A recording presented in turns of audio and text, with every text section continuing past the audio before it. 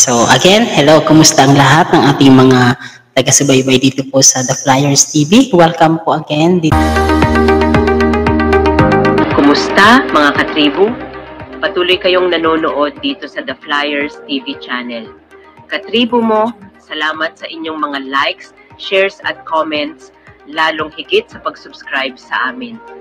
Malaking tulong ito para patuloy kaming magbahagi ng mga kaalamang nakapokus sa katotohanan habang nilalabanan ang mga fake news na nagkalat. Muli nating tandaan na huwag basta-basta maniniwala sa mga balita o kwento sa social media. Pairalin natin ang ating critical thinking, lalo na at available naman ang lahat online upang magsagawa tayo ng sariling research. Mga katribu, iwasan ang maging bias, panatiko o loyalista. Ikaw ang talo diyan. At sa ating kwento, narito ang maiinit na trending news stories ngayon.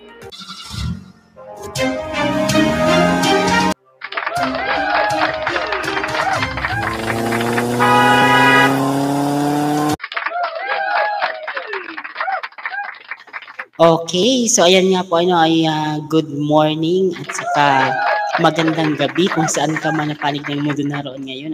So welcome back sa ating live dito sa ating channel sa The Flyers TV. At muli ako pong yung lingkod coach Randy na po.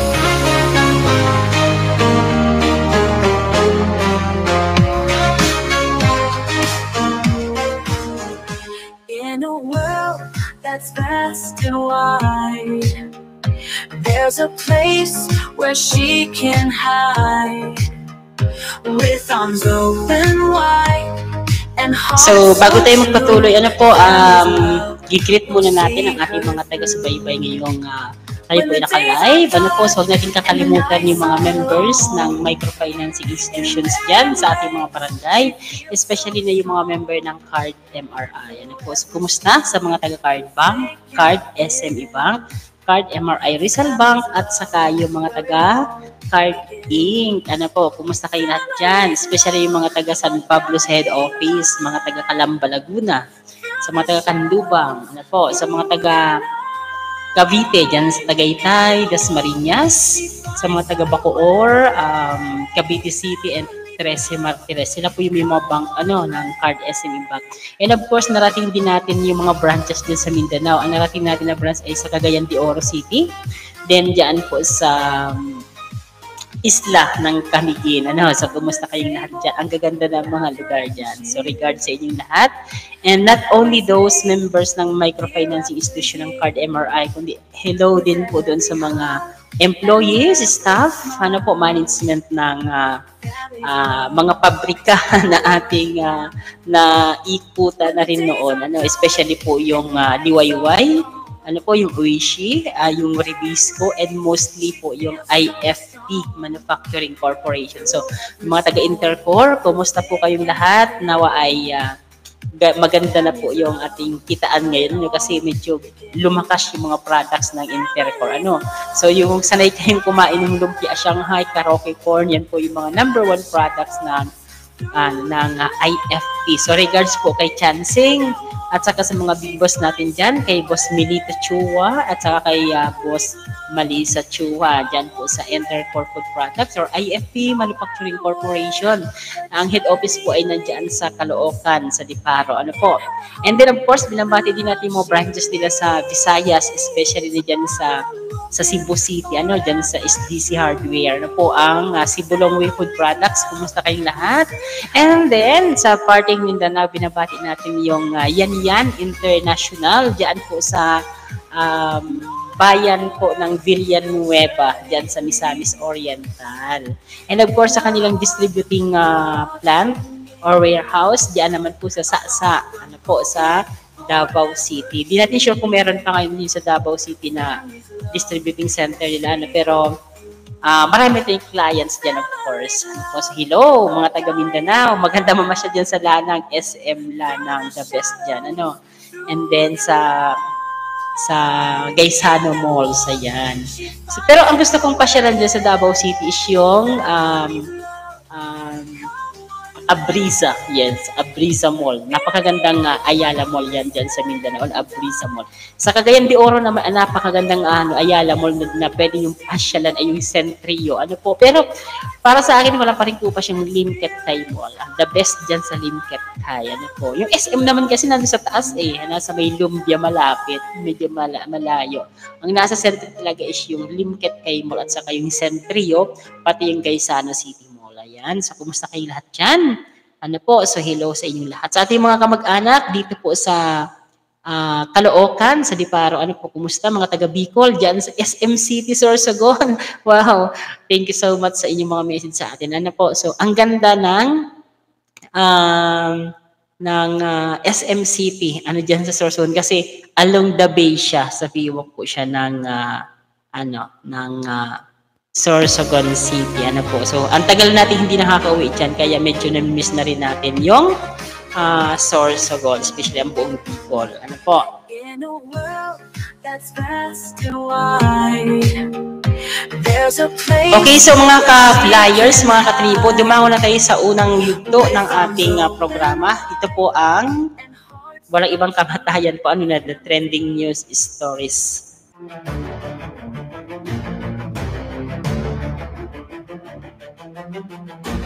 Ayan, ang topic nga natin ngayong araw na ito. Ano po, dito po sa trending news stories, ano po, ito pong pinapakalat po ng mga balita regarding po dun sa pagkamatay nga po ng executive ng Rustan's Supermarket. Ano po, yung isa sa tagapagmana ng supermarket chain na Rustan's. Ano po, na wala iba po si Paulo Tantuco. Ano po, na kung sa ito namatay doon sa US, pero matagal na, way back March 8, ito po yung date ng kanyang pagkamatay. So hanggang sa ngayon nga, iniuugnay si First Lady Liza Araneta Marcos, ano po, doon sa balitang yun na pagkamatay ng negosyanteng si Paulo Tantuco, ano po, doon sa loob ng kanyang tinutulyang hotel dyan sa Amerika, na kung saan ang pagkamatay nga ni Tantuco ay ang reason po ay parang abuse or nasobrang overdosage sa cocaine, kung saan iniuugnay yung first family, sina Bongbong Marcos at saka si Liza Araneta Marcos sa paggamit ng pag-abuso sa paggamit ng cocaine. Nakasama di umano daw ito ni Tantuco doon sa hotel, itong si First Lady Liza Araneta. So yan po yung pinapakalat ng mga balita. So alamin natin ang katotohanan. Bagong lahat nga pala, makikita po ninyo sa ating headlines or sa ating thumbnail. So nakalagay dyan yung tatlong picture ng pag-uusapan natin ngayon dito sa ating episode. Ang picture po ni First Lady Liza Araneta, ang picture po ni Dr. Alip, at ang picture po ni Ate Silva. Ayan. So, pag-uusapan natin yan mamaya. Ang title po ng ating thumbnail, Mas Addict. Ayan, yung tatlo na yan, mga addict yan. Si Liza Araneta Marcos, si Dr. Alip, at saka si Ate Silva. Mga addict yan. Tingnan natin kung paano naging addict ang mga ito. Okay, dumango tayo sa unang yugto nga. Ito yung balita, ang trending news stories ngayon. Castro inupakan ang dating spokesperson ng palasyo. So si First Lady Liza hindi raw kasama ni Tantuco sa US. Mariing itinanggi ng Malacanang ang mga espekulasyon sa pag-uugnay kay First Lady Liza Araneta Marcos sa pagkamatay ng negosyanteng si Paulo Tantuco sa Los Angeles, California noong Marso.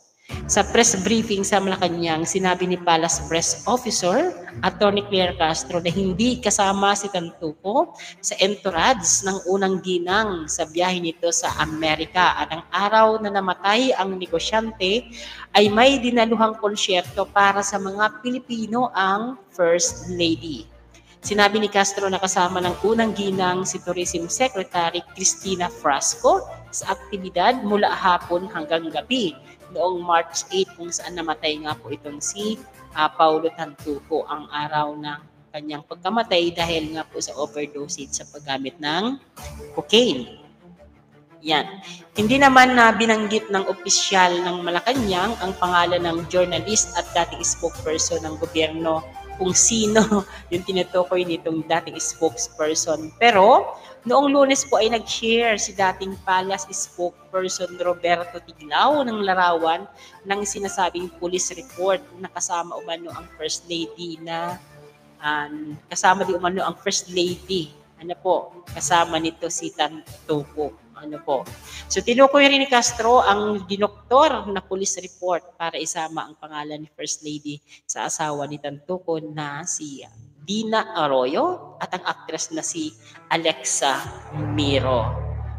Yan. So nauna rito ay iniulat ng iba't ibang news outlet ang inisyal na resulta ng investigasyon ng Los Angeles Medical Examiner na ang pagkamatay umano ni Tantuco ay may kinalaman sa paggamit ng cocaine.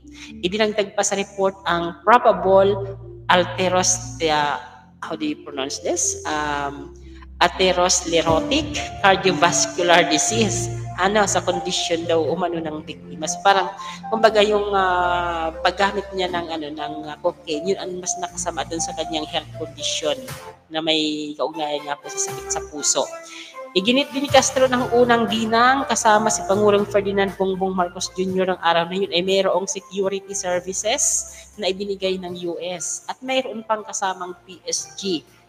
At iba rin ang kanilang hotel na tinuluyan doon sa US. Hindi po kasama doon sa hotel kung saan tumutuloy si Tantuco. Nang tanungin kung magsasampa ng kaso ang unang ginang sa pag-uugnay ng pangalan nito sa pagkamatay ni Tantuco, sinabi ni Castro na mukhang napapanahon na. Mukhang napapanahon na. Pero pag-aaralan pa di umano ang kaso. So, hindi dapat manatiling ganito na dahil isang journalist o isang parte ng media nagsasabi ng kasinungalingan, maaring paniwalaan na kaagad ng kapwa natin mga Pilipino. Ayan.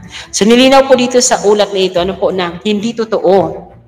Hindi totoo na si Ginang o ang unang ginang na si Lisa Araneta Marcos ay kasama po ng pamilya ni Tantuco doon sa hotel at sila po ay nag-cocaine. So nagkataon po na pareho silang nasa Amerika that time. At nilinaw din sa report na hindi po kasama si Paulo Tantuco sa entourage ng family ng first family o ni Lisa Araneta Marcos. Hindi siya talaga kasama sa official trip. At hindi sila magkakasama.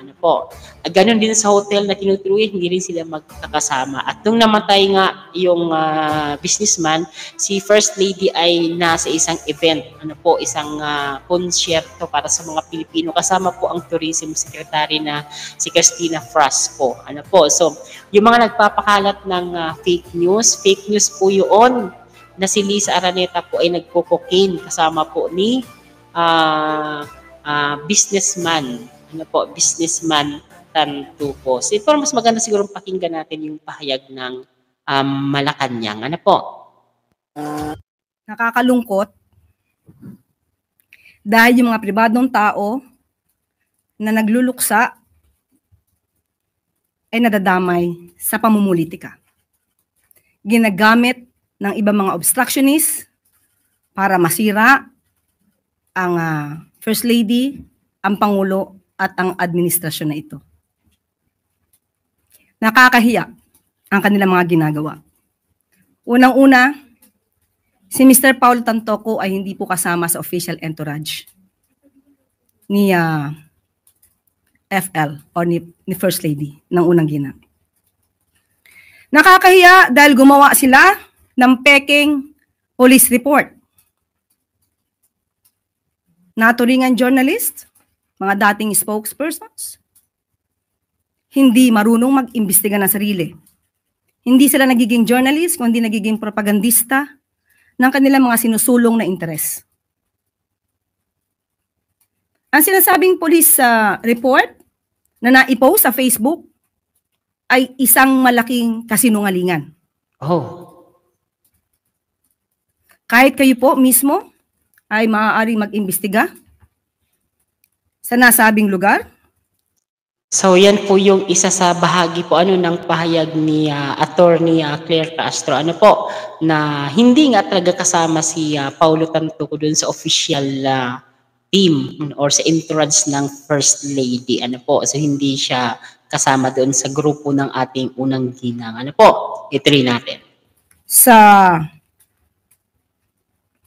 Beverly Hills Police Department para malaman nyo na yung nilagay sa Facebook na may guhit na color pink, kung hindi ako nagkakamali, ang parting yon ay dinagdag lamang. Nag-start ang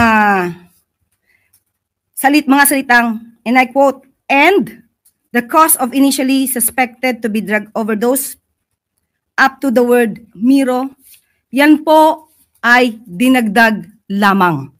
So ayan po edited yung pinapakalat na police report galing di umano sa sa pulisya doon sa Amerika. So may dinagdag yung mga may pakana nito na gumawa ng mga fake news. Kaya kung sino man yan na mga gumagawa ng fake news, sinisira niyo po ang ating bayan, ang Pilipinas. Kasi pinapaniwala ninyo ang mga Pilipino sa mga maling impormasyon. Hindi naman tayo maka-Marcos, hindi rin tayo maka-Duterte, pero sa kasong ito, sa mga isyong ganito, kitang-kita natin kung sino ang may pakana. Siyempre, grupo ito ng mga maka-Duterte. So sana po yung mga maka-Duterte naman, iwasan nyo ng paggawa ng fake news. Gumawa na lang kayo, mag-imbestiga kayo ng mga bagay na totoo. Mas matindi yun kung yun ang ilalabas ninyo sa media para siraan ang administrasyon. Kung yun talaga ang inyong objective na manira. Wag kayong gagawa ng mga kwento, mga dugtog, splices. Ang hilig niyo talaga niyan. Simula pa noon, panahon po ni dating Vice President Leni Robredo, ang hilig niyo nang gumawa ng mga splices na video and reports. Ituloy natin. Ito ay mga gawain upang masira ang unang ginang, ang Pangulo, at ang administrasyon na ito para sa pang-personal na interes. Tandaan po natin, ang unang ginang po, nung siya ay nasa Los Angeles, ay meron po siyang security service na provide ng US. At meron din po siyang kasamang PSG. Hindi rin po siya nag-stay sa nasabing hotel ni Mr. Tantoco. Iba po ang kanyang hotel. At meron po siya mga activities, March 8. Kung pwede po nating maipakita sa monitor. Ayan po. So ayan. So yan nga po yung pahayag ni Attorney Claire Castro, spokesperson ng Palasyo ng Malacanang, na talagang hindi totoo yung mga fake news na pinapakalat ng mga DDS, regarding po dyan sa kaso. Nakita ko dito, pinapakalat ito ni Harry Roque. Makikita mo to sa page ni Harry Roque. So, halata talaga, mga DDS nga ang may gawa. Sa mga DDS naman, kung gusto nyo talagang magkaisa ang bayan, huwag kayong gumawa ng mga kwentong splice, huwag kayong gumawa ng kwentong yung makakasira sa ating bayan. Okay lang naman manira kung manira kayo, basta yung paninira nyo may basihan. Kasi pag kinasuhan kayo, binalikan kayo niyan. Di ba? Aware, lang tayo, concerned lang kami sa inyo, dito sa The Flyers TV, itong gumagawa ng mga kalukuhan na ito. Pag binalikan kayo ng palasyo, anong laban nyo? Paninira ngayon. Kasi ang linaw ng report na that time na namatay yung businessman, ang ating First Lady ay nasa isang event. At saka magkaiba po sila ng hotel na tinutuluyan and hindi po sila magkasama sa lakad doon sa Amerika. Ituloy natin. March 8, makikita niyo po sa screen na mayroong konsyerto para sa Filipino. Makikita niyo sa larawan din, Secretary Cristina Frasco. March 8 yan ginanap, hapon hanggang gabi. Paanong masasabi ng mga obstructionist na to, ng mga fake news peddlers na to, ang patungkol sa nakita nilang mga tao doon sa vicinity? Kaya po yan ay dinagdag lamang. Nandito naman po yan sa Facebook ng unang ginang. Pero kahit ito po ay nasa Facebook, at ito po ay naire-report naman, pilit nilang binabago ang kwento at nakakalungkot dahil kapwa Pilipino ang kanilang niloloko para sa kanilang personal na interes. So muli, sa mga journalist na nagpapanggap na kayo journalist, pero lumalabas na kayo propagandista, maawa po kayo sa bansa. Ganito na ba talaga kadesperado ang grupo ng mga DDS? Ano po, talagang balak yung sirain yung administrasyon sa pamamagitan ng mga fake news. Ano po, nakakadismaya. So, although tayo naman talaga inadismaya din sa government dahil nga, syempre iba yung kanilang priority kasi hindi yung priority na gusto natin. Ano po, kasi nga ang priority na gusto natin is yung sinamahan natin ng election, walang iba po kundi ang Liberal Party, ano po, sa pangunguna po ni Vice President Leni Robredo. Ano po, kaya lang, dahil nga si Marcos ang nanalo, so irespeto natin yung desisyon ng sambayanan doon sa, sa pagboto sa kanya. So, kung ano yung kanyang panuntunan, ano yung kanyang kinampanya, edi yun po ang masusunod kasi yun ang kanyang kinampanya, gaya ng 20 pesos na bigas. Although hindi niya ito pinangako, sinusubukan niya lang gawin, pero nagawa niya naman ngayon. So, hayaan na natin ang Pangulo. Maliban na nga lang, kung may mga mali talaga, dapat nating labanan ang mga mali. Pero ito pong pinapakalat niyo na splice news na ito or mga fake news na inuugnay niyo si First Lady Aliza Araneta Marcos sa paggamit ng cocaine with grabe na sobra na po ito. Wala na kayong modo, wala na kayong, frustrated na ba kayo? Siguro kayo yung mga nag-a-addict. Ito na mga gumagawa ng mga news na ito. Ito ang mga addict. Ito siguro ang ito mga DDS na to. Wala na itong ginawa kundi sumira ng kapwa Pilipino. Kaya next time po, wag niyong papatuloy yung mga DDS. I-block ninyo, i-erase niyo yan kasi mga walang kwentang tao yung mga DDS na ito. Kasi walang magawa sa buhay. Po. So, ayan. Awa po kayo sa taong bayan. Wag niyo pong lokohin ang mga Pilipino. So, ayan po So, nakikiusap ang ating palasyo na wag daw po nating lokohin ang mga Pilipino. So yan nga po yung ating episode doon sa trending news stories ngayon. Ito yung matagal ng balita pero ngayon ay binabalik dahil nga pinapakalat ng mga DDS ang balita na confirmed daw na si Liza Araneta Marcos ay nandoon sa kwarto ng hotel ni businessman Paulo Tantuco, na kung saan ito nga po ay namatay dahil sa paggamit ng cocaine. So ang malinaw po na balita, wala po doon ang First Lady. May event po sila kasama po ng Tourism Secretary at hindi po kasama ni First Lady sa kanyang lakad sa US galing sa Pilipinas itong grupo ni Tantuco. Nagkataon lang na sila po ay paras na sa Amerika. Kaya man nagpapakalat dyan ng fake news na hindi man natin tinatakpan or pinapaboran ang Marcos administration. Pero doon lang tayo sa tamang balita. So dito po sa The Flyers TV, babalatan natin yung mga fake news na yan, mga fake news peddler. Kahit kakampit ka pa na gumagawa ng fake news, babanatan ka namin. Kahit DDS ka pa, kahit loyalista ka pa, makamarcos ka, basta fake news ang iyong binabalita, babanatan ka namin dito. Po? So yun nga, fair lang tayo. Hindi naman tayo makamarcos, hindi rin tayo makaduterte, pero yung ang tinitingnan natin dito na issue is yung negative na impact. Kasi ang daming Pilipino na walang access doon sa katotohanan, na may access doon sa mga vlogger na ito na walang ibang ginawa kundi magpakalat ng fake news. Ang dami tuloy naniniwala, which is mali. Napupundisyon yung utak ng mga Pilipino dahil sa mga mali ninyong balita. Ako nga, marami akong kasamaan sa trabaho na hanggang ngayon die-hard DDS sila. Kung magsalita sila, grabe. Gaya nung kay President Duterte. Matanda na talaga si Duterte, si President Duterte. Pero, kailangan mo bang tingnan yung kanyang katandaan at kakalimutan mo nila yung mga pinatay nila? Di ba? Ang dami nilang pinatay. Mismo si Duterte, ang daming pinatay niyan according sa mga testimonya ng kanyang mga Davao Death Squad dun sa Davao. Hindi pa siya presidente, mayor pa lang siya, ang dami na niyang pinatay. Nung naging presidente siya, ang dami rin nilang pinatay. Mga bata pang karamihan. Kung ikaw yung magulang ng mga batang pinatay na ito, okay lang sa iyo. Diba? Ganito yung mga DDS, hindi nila iniisip yun.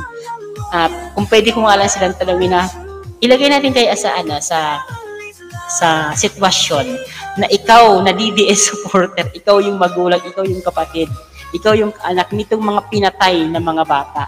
Ang pinakabatang pinatay sa war on drug, ang pinakabata na pinatay po ay 3 years old. At ang dami pong kabataan na nadamay dito, katulad po ni Kian De Los Santos. Kung ikaw isang DDS at magulang ka nitong mga batang ito, okay lang sa'yo dahil DDS ka. Ipagpapalit mo yung pagiging DDS mo doon sa katarungan na dapat mong makuha. Ano po, desperado na ito yung mga DDS kaya ang dami yung pinapakalat na splice news, fake news, ano po, para sirain yung administrasyong Marcos para sila ang umupo. Pag sila umupo, mas matindi. Ano po? Ayan. Wala na pa naman tayo nakikitang ginawang mali ang mga Marcos ngayon.